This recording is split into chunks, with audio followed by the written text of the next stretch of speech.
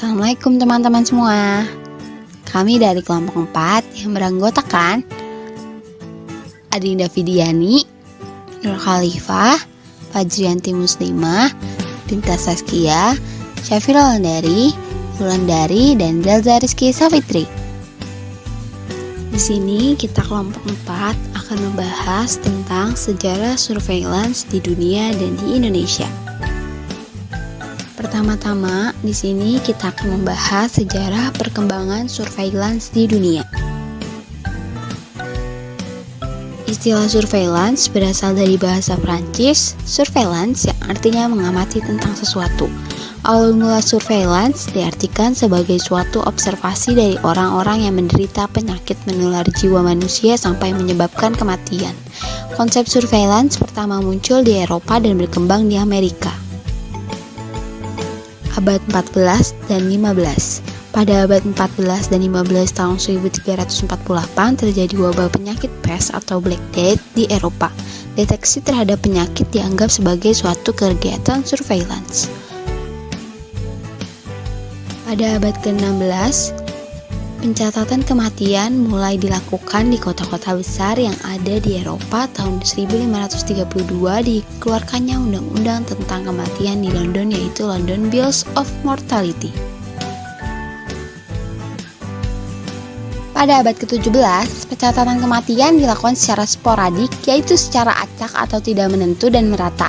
Dari pencatatan tersebut, dilaporkan secara mingguan dengan sebutan Bill Mortality. Laporan disusun oleh John Brown dengan melaporkan data kematian berdasarkan penyebab tertentu per minggu.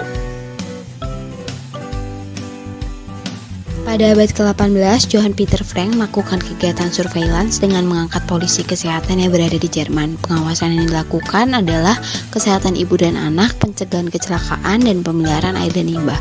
Pada tahun 1741, Amerika melaksanakan surveillance yang bernama Rhode Island, mengeluarkan peraturan bahwa pegawai restoran wajib melaporkan penyakit menular yang diderita. 2 tahun berikutnya diwajibkan untuk melaporkan penyakit kolera, demam kuning, dan cacar. Pada abad ke-19, William Farr yang dikenal sebagai the founder of modern epidemiology yang menemukan konsep surveillance secara modern dan mengembangkan sistem pengumpulan data secara rutin. William Farr melakukan pengolahan, analisis, dan interpretasi data tentang jumlah dan penyebab kematian dibandingkan pola kematian antara orang-orang yang menikah dan tidak menikah, pekerja yang berbeda jenis pekerjaannya. Upaya-upaya yang dilakukan adalah sebagai berikut.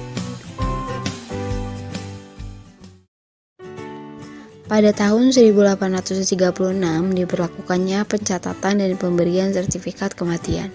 Penyusunan nomenklatur internasional tentang nama-nama penyakit dan penyebab kematian mencakup umur, jenis kelamin, kondisi daerah, dan faktor-faktor demografi lainnya.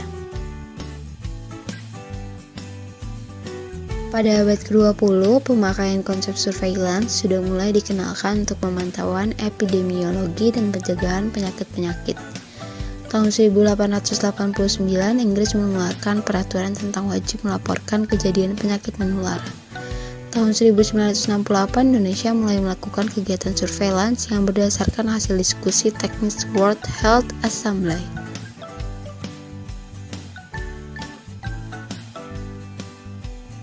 Tahun 1888. Tahun 1893. Tahun 1911, tahun 1935,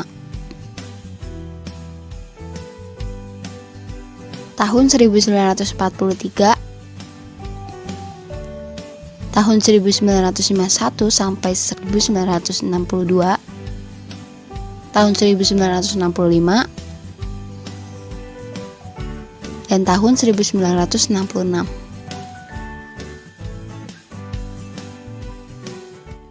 Kali ini kami akan menjelaskan tentang sejarah perkembangan surveillance di Indonesia. Pada abad ke-21, Indonesia sampai saat ini masih melakukan kegiatan surveillance, meskipun hasilnya jauh yang diharapkan. Pada tahun 2013, terbit SK Menteri yang memperkuat pelaksanaan kegiatan surveillance di Indonesia. bulan Agustus 2003,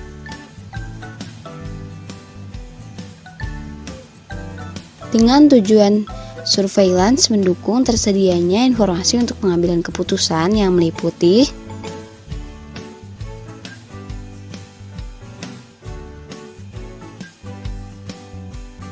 lalu dikembangkan subsistem surveillance epidemiologi kesehatan yang terdiri dari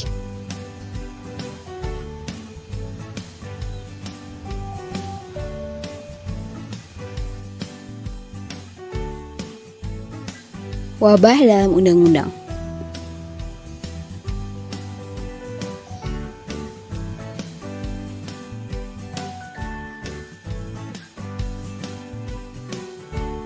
Sekian presentasi dari kelompok 4. Wassalamualaikum warahmatullahi wabarakatuh.